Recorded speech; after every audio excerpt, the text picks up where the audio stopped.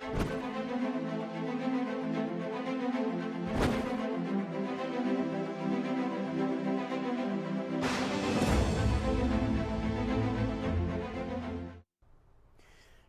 Haryana news देख रहे हैं आप और मैं हूं आपके साथ हितेंद्र। आपका स्वागत है हमारे खास कार्यक्रम हरियाणा डायरी में। इस कार्यक्रम का एक ही उद्देश्य है कि आप तक हरियाणा के हर उस विकास की जानकारी पहुंचाई जाए जो मुख्यमंत्री मनोहर लाल के नेतृत्व में लगातार किए जा रहे हैं। हरियाणा डायरी में आज बात करेंगे पानीपत में दिल्ली पैरेलल नहर के विस्तारीकरण और जीर्णोद्धार कार्य की और जल्द ही शुरू होने जा रहे मुख्यमंत्री अंत्योदय परिवार उत्थान योजना के चौथे चरण की। तो बने रहिए हमारे साथ और देखते रहिए हमारा खास कार्यक्रम हरियाणा डायरी।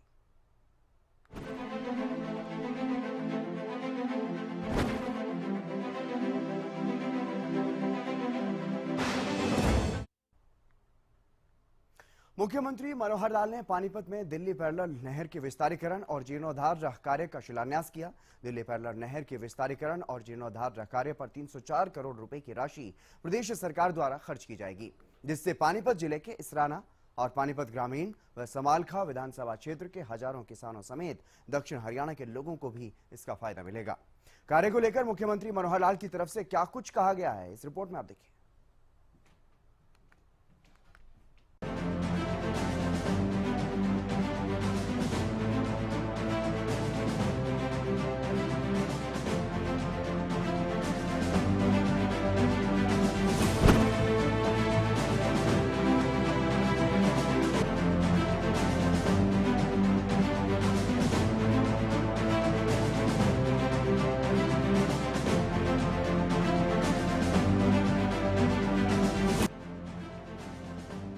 मुख्यमंत्री मनोहर लाल ने दिल्ली पैरेलल नहर के विस्तारीकरण और जीर्णोद्धार कार्य का शिलान्यास कर दिया है, जिस पर बोलते हुए सीएम मनोहर लाल ने कहा कि दिल्ली पैरेलल नहर के निर्माण का यह कार्य करनाल जिले के मुनक हेड से शुरू होकर सोनीपत जिले के खुबड़ू हेड तक जाएगा। विस्तारीकरण कार्य के पूरा होने के बाद इस नहर में पानी की क्षमता 5,528 क्यूसिक से बढ़कर 7,280 क्यूसिक हो जाएगी। इसी कड़ी में इसकी चौड़ाई 85 फुट से बढ़कर 98 फुट हो जाएगी और गहराई 11.5 फुट से बढ़कर 13.5 फुट हो जाएगी। आज एक हमने बहुत बड़े हिस्से का जो पानी के प्रबंधन को लेकर के काम चल रहा है, जो हमने 5 साल पहले एक योजना बनाई थी, लगभग 2300 करोड़ रुपए की योजना थी कि यमुना के पानी को किस प्रकार से चैनलाइज किया जाए, किस प्रकार से उसका प्रबंधन किया जाए और नीचे तक इसका खेतों में पानी सिंचाई के नाते अथवा पीने के नाते से हम सब इलाकों में पहुंचा सके। जैसे बताया 7,000 क्यूसेक की कैपेसिटी हमने बढ़ाने की योजना बनाई थी। बहुत बड़ा प्रोजेक्ट है, हथनी कुंड से शुरू होता है और ये ठीक गुड़गावा जो ब्रांच है वहां तक अलग अलग सिरे से इसके कई ऑफशोर्स, कई नहरें, कई साइड में प्रोजेक्ट्स जो उसको चालू किए गए हैं। आज उसका एक ही हिस्सा दिल्ली ब्रांच नहर का जो मुनक हेड से खुबड़ू हेड तक फुर्जी संख्या 0 से लेके और 1,45,250 तक की रीमॉडलिंग और लाइनिंग, इसका काम, इसका विधिवत शुभारंभ किया गया है। हमारे किसान मित्रों को मैं बताना चाहूंगा कि देखिए हरियाणा में पानी की हमारी एक बहुत क्वांटिटी अर्थात उसकी मात्रा बड़ी सीमित है, क्योंकि हमारा पानी का अपना सीधा स्रोत नहीं है। नदियां सब हमारे आसपास के पड़ोस के प्रदेशों में तो सीधी निकलती हैं, चाहे वो उत्तर प्रदेश में नदियां निकलती हों या पंजाब में निकलती हों। हमारे यहाँ तो मात्र एक यमुना नदी है, उसी में हमको एक शेयर मिलता है, अन्यथा उसमें भी उत्तर प्रदेश का शेयर है, दिल्ली का है, राजस्थान का है, सबके अपने शेयर है। हम पानी का संघर्ष बहुत लंबे समय से कर रहे हैं और वो एसवाइल के रूप में हमको पानी का और जो हमारा हिस्सा बना हुआ है उसको ला करके हम हरियाणा को अपनी प्यासी जो जमीन है उसकी प्यास हम बुझा सकें। सुप्रीम कोर्ट ने निर्णय हमारे फेवर में दे दिया है, लेकिन फिर भी अभी उसकी जो एसवाइल नहर बनने का काम वो शेष है। उसका निर्णय सुप्रीम कोर्ट ने और देना है कि नहर कब बनेगी, कैसे बनेगी, कौन बनाएगा, केवल उसको एग्जीक्यूट करने का विषय है। मुझे पूरी आशा है कि बहुत जल्दी और सुप्रीम कोर्ट उसमें अपना कोई निर्णय देगा, ताकि एसवाइल बनने के बाद जो हमारा पानी शेष हिस्से का पानी, हम ज़्यादा नहीं मांगते, हिस्से का पानी जो हमारा है वो हमको और मिल सके, ताकि हम अपने पानी की मात्रा बढ़ा सकें। मुख्यमंत्री मनोहर लाल ने कहा कि प्रदेश सरकार द्वारा पानी की बचत के लिए धान न लगाने वाले किसानों को 7,000 रुपए प्रति एकड़ की प्रोत्साहन राशि दिए जाने का प्रावधान किया गया है। यही कारण है कि बीते सीजन में प्रदेश में 1.5 लाख एकड़ में धान की बिजाई कम की गई, जो कि हम सब के लिए बेहद बड़ी बात है। जब तक पानी मानो नहीं मिलता तो हमारे सामने है कि पानी का प्रबंधन कैसे ठीक किया जाए, जितना पानी है उसका उपयोग कैसे ठीक करें। इसके लिए भी हमने कई प्रोजेक्ट चलाए हैं और उसमें एक प्रोजेक्ट हमने ये चलाया कि धान के अंदर पानी की लागत बहुत ज़्यादा होती है, क्या कुछ किसान आगे आ सकते हैं जो धान की बुआई कम करें। हमने पानी को केवल पानी ना कह करके हमने कहा ये हमारी एक विरासत है, अगर पानी की कमी हम थोड़ी दूर कर सकें तो हम आने वाली पीढ़ी को खाली जमीन नहीं, उनके साथ विरासत भी देके जा सकते हैं। इसलिए पानी का कम उपयोग करने के लिए हमने कहा कि हम उस किसान को जो धान नहीं बोएगा, दूसरी कोई फसल बोएगा, 7,000 रुपये एकड़ उसका जो है अनुदान देंगे, उसका जो कंपनसेशन देंगे। और मुझे खुशी है पिछले 2 सालों में लगभग 1.5 लाख एकड़ जमीन के ऊपर दोनों वर्ष मिला करके किसानों ने धान की बुआई कम की है। बहुत खुशी की बात है, ताकि पानी बचे तो हम जहाँ पानी की कमी है वहाँ भेज सकें। दूसरा प्रोजेक्ट हमने किया, सामान्य फसलों में भी खुली सिंचाई के बजाय माइक्रो इरिगेशन, इसके ऊपर हम आए, ताकि माइक्रो इरिगेशन के कारण से भी पानी की बहुत बचत होती है। सामान्य सिंचाई जो 1 एकड़ की सिंचाई करते हैं, अगर माइक्रो इरिगेशन इससे करेंगे, टपका सिंचाई, फुहारा सिंचाई, तो उससे 3 एकड़ उतने हैं पानी में सिंचाई हम कर सकते हैं। तो हमारी जमीन जो अभी बिना सिंचाई के है उसको हम कैसे आगे बढ़ा सकें। आपकी जानकारी के लिए हमारा कुल एरिया, एग्रीकल्चर एरिया 80 लाख एकड़ है। इस 80 लाख एकड़ में सिंचाई जो है वो मात्र 30 लाख एकड़ में हम नहरों से करते हैं, बाकी ट्यूबवेल से होती है या बरसात से होती है। तो इस 30 लाख को और आगे बढ़ाने के लिए हम कई तरह के सिस्टम, जैसे आज ये जो दिल्ली ब्रांच नहर और मोनक हेड से और हम खुबड़ू हेड तक ये जो प्रोजेक्ट है, इसमें भी जो इलाका लाभान्वित होगा, पानीपत जिला है, थोड़ा इसमें करनाल जिले का असंध एरिया है, साथ में सोनीपत जिला है, साथ में आगे दिल्ली गुड़गांव को पानी जो आगे जाएगा, इसी पानी का थोड़ा लाभ हमको मेवात एरिया में भी पानी भेजने के लिए मिलेगा। दिल्ली का भी पानी कभी कभी जो हमको कठिनाई आती है, उनकी भी आवश्यकता होती है, तो इसमें से वो पूरी करने में हमें कोई दिक्कत नहीं आएगी। तो इस पानी बढ़ जाएगा तो हम इसको उपयोग कर पाएंगे, इस चैनल को। खास करके जब बरसात के दिनों में पानी पर्याप्त होता है, उस समय तो पानी यानी हमारे पास चैनल इतने नहीं होते कि पानी को हम आगे ले जा सके। इसका उपयोग उस बरसाती पानी को भी आगे बढ़ाने के लिए हो पाएगा। लगभग 1.5 लाख एकड़ इस पानी के, इस प्रोजेक्ट के बनने से हम अपने एरिया को और बढ़ा पाएंगे। तो इस 1.5 लाख एकड़ जो किसान जहां पानी पहुंचता नहीं है, उस एरिया में पानी पहुंचा पाएंगे। तो मेरा तो इतना ही कहना है कि ये जो प्रोजेक्ट है, एक बड़ा प्रोजेक्ट आपको आज समर्पित किया है। इसकी कुल लागत 304 करोड़ रुपए आने वाली है। वहीं अनाज मंडियों में गेहूं उठान न होने को लेकर आ रही समस्या पर सीएम मनोहर लाल ने कहा कि 2 दिन पहले ही जिला उपायुक्तों को हिदायत दी जा चुकी है कि आढ़तियों का सहयोग लेकर लिफ्टिंग में तेजी करवाने का काम किया जाए। डिप्टी कमिश्नर को सबको परसों हिदायत दे दी है शाम को कि अब वो अपने हाथ में जहाँ मंडियों में ग्लटिंग हो गई है, जहाँ ज़्यादा पड़ी है गेहूँ, उसको अपने हाथ में लेकर के और ट्रांसपोर्ट की व्यवस्था को उसको सुचारू चलाएं। आढ़तियों के साथ भी सहयोग करके, जिन आढ़तियों के पास अपनी व्यवस्थाएं हैं, उनको भी उसी रेट में, जिस रेट में ठेकेदार ने लिया हुआ है, उस रेट में उनसे भी सहयोग करके और लिफ्टिंग कराने में तेजी लाएं। वहीं गेहूं की फसल की गिरदावरी अधूरी रहने के सवाल पर सीएम मनोहर लाल ने कहा कि अब कोई बड़ा विषय नहीं रह गया है। करीब 1.5 लाख एकड़ भूमि की गिरदावरी बाकी थी, जो हम 30 अप्रैल तक पूरा कर लेंगे। बाकी जो किसान फसल बेच रहे हैं, उसे पता लग जाएगा कि किसे कितना नुकसान हुआ है। उस हिसाब से किसानों को मुआवजा देने का काम सरकार द्वारा किया जाएगा। देखिए बहुत बड़ा अवश्य अब नहीं रह गया, क्योंकि जो हमारा आंकड़े हैं उसमें लगभग 1.5 लाख के एकड़ के आसपास गिरदावरी जो बची थी हम 30 तारीख को उसको पूरा कर लेंगे। और अब जो कि फसलें काफ़ी कट चुकी हैं उसमें तो गिरदावरी के अलावा जो बाकी की फसल कितनी हुई है, कितनी उसकी बिकी है, कितना उसका मंडी में आई है, और वही अनुमान या उससे पहले के जो हमारे पास बाकी इन्फॉर्मेशन है उसके हिसाब से ही एक मूल्यांकन करके और उसका जो खामियाजा है उसका कंपनसेशन देने का। प्रदेश में लगातार बढ़ते कोरोना के केसों पर बोलते हुए सीएम मनोहर लाल ने कहा कि कोरोना को लेकर सरकार अलर्ट है और हमारे डॉक्टर और मेडिकल व्यवस्थाएं पूरी तरह से तैयार है। साथ ही स्कूलों को लेकर भी हम तैयार हैं। पहले भी व्यवस्थाएं की गई हैं, आगे भी हम तैयार हैं। ये सब बातों का हमें ध्यान है और कभी भी ये चीज़ें हर दिन की परिस्थिति के ऊपर निर्भर करती है। जैसे ये कोरोना की स्थिति है, हमारा हेल्थ डिपार्टमेंट और हमारे मेडिकल एजुकेशन के लोग, हमारा home department, urban local body सभी मिल करके उसके ऊपर नज़र रखें हैं। जब भी कोई बातें ध्यान करने की होंगी उस समय तुरंत करेंगे। और जहाँ तक स्कूलों का विषय, पहले भी हम निर्णय लेते रहे हैं, चाहे देख गर्मी हो चाहे देख सर्दी हो, विभाग हमारा सतर्क है, वो अपने आप निर्णय लेगा।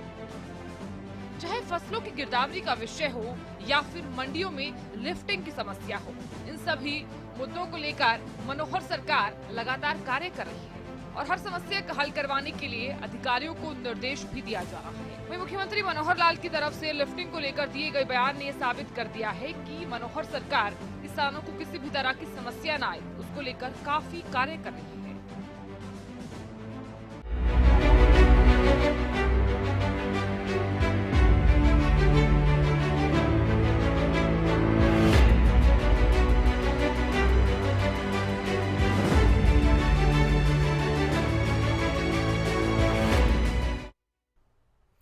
हरियाणा के मुख्यमंत्री मनोहर लाल के दिशा निर्देशों से मुख्यमंत्री अंत्योदय परिवार उत्थान योजना शुरू की गई है।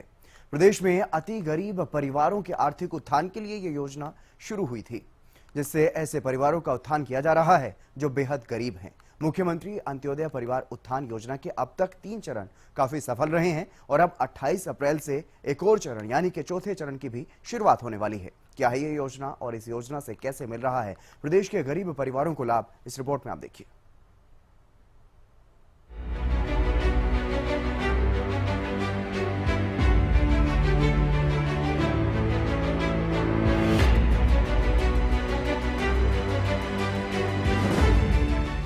मुख्यमंत्री मनोहर लाल जब मुख्यमंत्री बने तभी से अंत्योदय की भावना से काम करना शुरू कर दिया था। मुख्यमंत्री मनोहर लाल ने प्रदेश के गरीब परिवार और अंतिम पंक्ति के लोगों के उत्थान का मन बनाया तो शुरू की गई मुख्यमंत्री अंत्योदय परिवार उत्थान योजना। तो हम चाहते हैं कि जो कोई काम करना चाहता है उसको जिस चीज की जरूरत है, उसको ट्रेनिंग की जरूरत है ट्रेनिंग लेंगे, उसको पैसे की जरूरत है तो लोन देंगे, कुछ स्कीमों में सब्सिडी भी है वो सब्सिडी फ्री मिलेगी, कुछ लोन पर हमने ब्याज मुक्त किया, ब्याज का जो है हम लेंगे ताकि उसको सुविधा हो जाए। इस योजना से अब तक अनेकों परिवार को लाभ मिल चुका है। अब तक इस योजना के 3 सफल चरण पूरे हो चुके हैं और एक बार फिर से चौथा चरण शुरू होने जा रहा है, क्योंकि मुख्यमंत्री मनोहर लाल का कहना है कि एक ही भाव होना चाहिए, सिर्फ अंत्योदय। 42वां ये स्थापना दिवस है। बहुत एक संघर्ष के बाद, बहुत कार्यकर्ताओं की मेहनत के बाद और एक जीवन में शुचिता लाते हुए और इस पार्टी को एक प्रकार से इसका स्थापना भी हुई और आगे भी बढ़ते बढ़ते आज 42 साल के इस यात्रा में भारतीय जनता पार्टी दुनिया की सबसे बड़ी लोकतांत्रिक पार्टी आज बनी हुई है। करोड़ों इसके सदस्य हैं, लाखों इसके सक्रिय सदस्य हैं, हजारों की संख्या में पदाधिकारी हैं। तो इस नाते से देश में जहां तक शासन की बात है, अधिकांश राज्यों में इस समय भारतीय जनता पार्टी का शासन है, केंद्र में भारतीय जनता पार्टी का शासन है। आदरणीय नरेंद्र मोदी इस समय देश के प्रधानमंत्री हैं और जैसा बताया कि एक शुचिता के रूप में यानी राष्ट्रभक्ति का भाव लेकर के हम लोग अपने इस यात्रा को शुरू किए हुए हैं।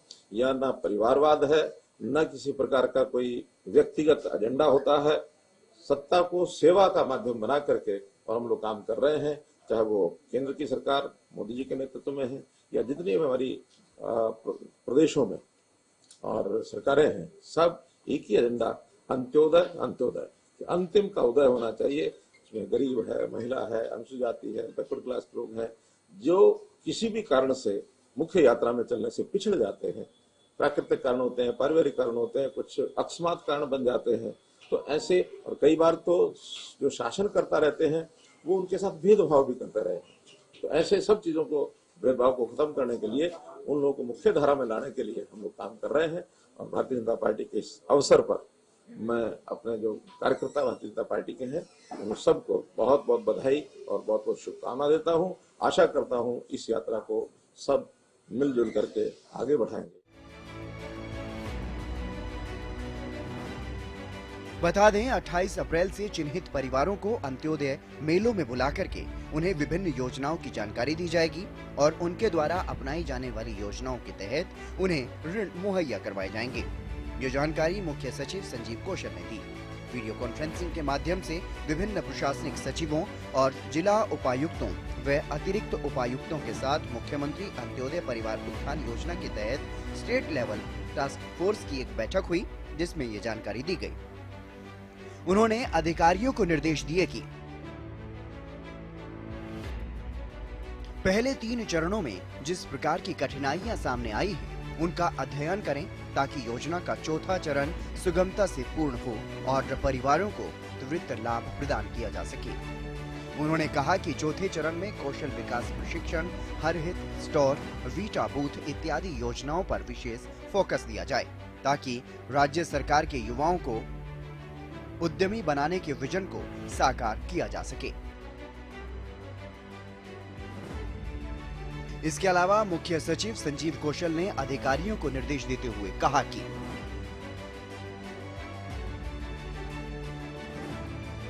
मुख्यमंत्री अंत्योदय परिवार उत्थान योजना के तहत विभागों की कार्यप्रणाली की मॉनिटरिंग के लिए विभागों के लिए रैंकिंग सिस्टम आरंभ किया जाए ताकि विभागों में प्रतिस्पर्धा की भावना पैदा हो। योजना के चौथे चरण को सफल बनाने के लिए विभिन्न विभागों को लक्ष्य निर्धारित किए जाएं। इसके लिए 3-4 अधिकारियों की एक टीम बनाई जाए जो इस प्रकार के लक्ष्यों को निर्धारित करेगी। राज्य सरकार का मुख्य लक्ष्य अंत्योदय के सिद्धांत पर चलते हुए सर्वजन हिताय सर्वजन सुखाय को चरितार्थ करना है। इसलिए सभी अधिकारी पूरी तत्परता और पारदर्शिता के साथ जन कल्याण से जुड़ी सेवाओं को आमजन तक पहुंचाने की मुहिम में और अधिक तीव्रता लाएं। बैठक में बताया गया कि मुख्यमंत्री अंत्योदय परिवार उत्थान योजना के चौथे चरण की शुरुआत से पहले वर्तमान में सभी जिलों में चिन्हित परिवारों के लिए प्री काउंसलिंग बैठकों का आयोजन किया जा रहा है। इन बैठकों में परिवारों के सदस्यों की काउंसलिंग करके उन्हें सरकारी योजनाओं की जानकारी प्रदान की जा रही है और उन्हें स्वरोजगार हेतु प्रोत्साहित किया जा रहा है। इस कार्य के लिए सभी टीमों को पूरी तरह से प्रशिक्षित किया गया है। बैठक में ये भी बताया गया कि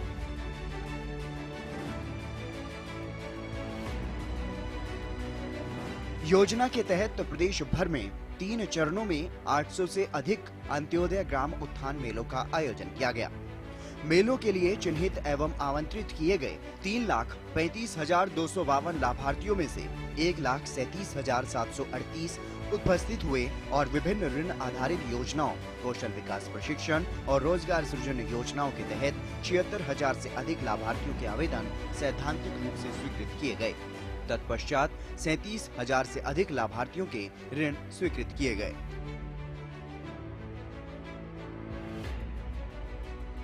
इतना ही नहीं, ऐसे गरीब परिवार जिनकी आय 1,80,000 रुपए से कम है, ऐसे परिवारों को आयुष्मान भारत का लाभ मिल सके, इलाज में कोई परेशानी न हो, इसके लिए मुख्यमंत्री मनोहर लाल ने और भी दायरा बढ़ाने का काम किया है।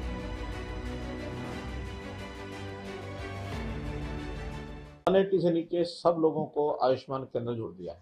पहले आधे थे, आधे नहीं थे। कुल मिलाकर के अगर कहें तो 15.5 लाख परिवार ही उसमें एलिजिबल थे और अब जाकर के एलिजिबिलिटी हो जाएगी है 28-30 लाख परिवारों की।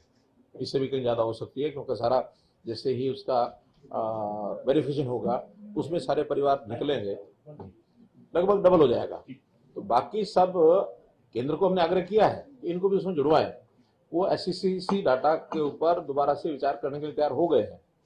जब तक नहीं होता तब तक हम अपने हरियाणा सरकार को उसमें से डालें।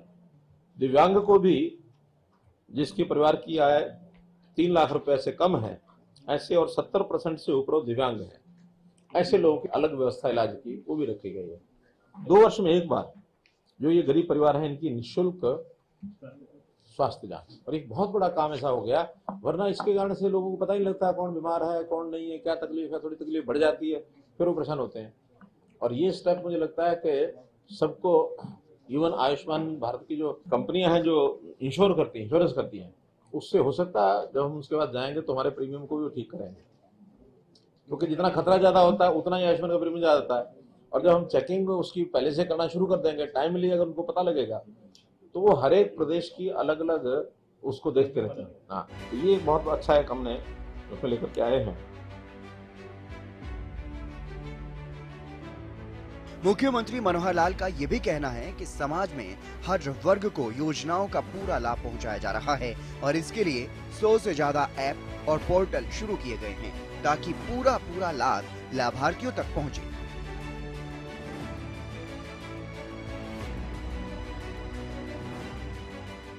हमको पोर्टल की सरकार कहा जाता है, हमें गर्व है कि हम पोर्टल की सरकार हैं, क्योंकि पोर्टल के माध्यम से ही हमने समाज के हर वर्ग के लोगों को सरल और पारदर्शी ढंग से सरकारी सेवाओं और योजनाओं का ये लाभ पहुंचाया है। हमने 100 से अधिक ऐप और पोर्टल शुरू किए हैं। ये पोर्टल का ही कमाल है कि गरीब की बेटी की शादी का शगुन, बुजुर्गों की पेंशन, विधवा की पेंशन, विद्यार्थियों की छात्रवृत्ति एक क्लिक से ये उनके खाते में पहुंच जाता है। तो इस प्रकार खाद, बीज, मशीनरी की सब्सिडी, फसल का मुआवजा, फसल खरीद का पैसा एक क्लिक पर किसान के खाते में पहुंचता है। पोर्टल का ही कमाल है कि जमीन की फर्द लेने के लिए अब पटवारियों के चक्कर नहीं काटने पड़ते, बल्कि स्वयं क्लिक करके अपनी फर्द घर बैठे ये प्राप्त कर सकते हैं। विदेश जाने के इच्छुक अपना पासपोर्ट बनवाने के लिए जरूरी दस्तावेज घर बैठे ऑनलाइन अपलोड करके अपना पासपोर्ट बनवा सकते हैं। पोर्टल की बदौलत ही माननीय प्रधानमंत्री नरेंद्र मोदी जी की एक राष्ट्र एक राशन ये योजना सफलता को प्राप्त कर सकी। बीपीएल परिवारों को ऑनलाइन राशन कार्ड देने की सुविधा ये हमने इससे शुरू की है। अब परिवार पहचान पत्र के माध्यम से ऑटोमेटिक ढंग से पात्र परिवारों का बीपीएल का कार्ड ये बनता है। पहले बीपीएल कार्ड केवल एक बार बना दिए जाते थे, हमने इसको डायनेमिक अर्थात अपने आप आय की जांच हो जाती है, उससे उसका बीपीएल कार्ड बनता है। ये सब परिवार पहचान पत्र के माध्यम से ही संभव हो पाया है। इस एकमात्र दस्तावेज से सभी योजनाओं का और सेवाओं का लाभ पात्र व्यक्ति को घर बैठे ये मिलता है। और ये सब इसलिए संभव हो पा रहा है क्योंकि मुख्यमंत्री मनोहर लाल का मानना है कि पूरा हरियाणा ही उनका परिवार है और सबका काम बिना भेदभाव के करना है।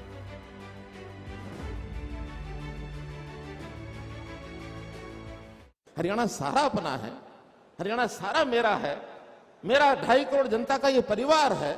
तो मुझे चिंता ऐसा नहीं जिन्होंने वोट दिया उनकी चिंता है, जिन्होंने वोट दिए हो या ना दिए हो, हमने सबका काम करना है, पूरे हरियाणा का काम करना है, बिना भेदभाव के करना है। हरियाणा मेरा परिवार है।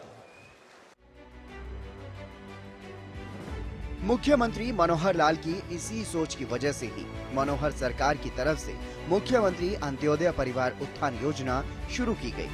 ये एक ऐसी पहल है जिसके तहत राज्य में सबसे गरीब परिवारों की पहचान की जा रही है और इस योजना के तहत कौशल विकास, स्वरोजगार और रोजगार सृजन के उपायों को अपनाने के लिए ऐसे परिवारों की मदद की जा रही है ताकि अंत्योदय परिवारों की न्यूनतम वार्षिक आय 1,80,000 रुपए से अधिक की जा सके और इन गरीब परिवारों का उत्थान किया जा सके।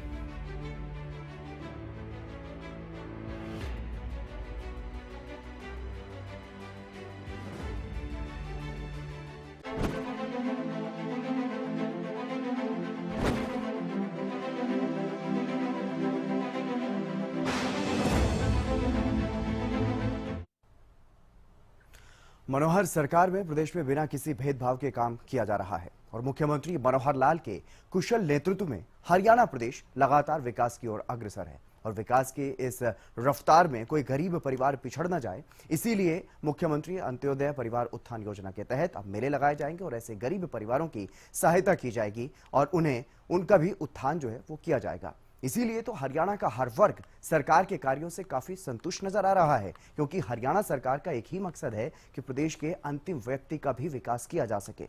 फिलहाल हमारे खास कार्यक्रम हरियाणा डायरी में आज के लिए बस इतना ही। आप देखते रहिए हरियाणा न्यूज।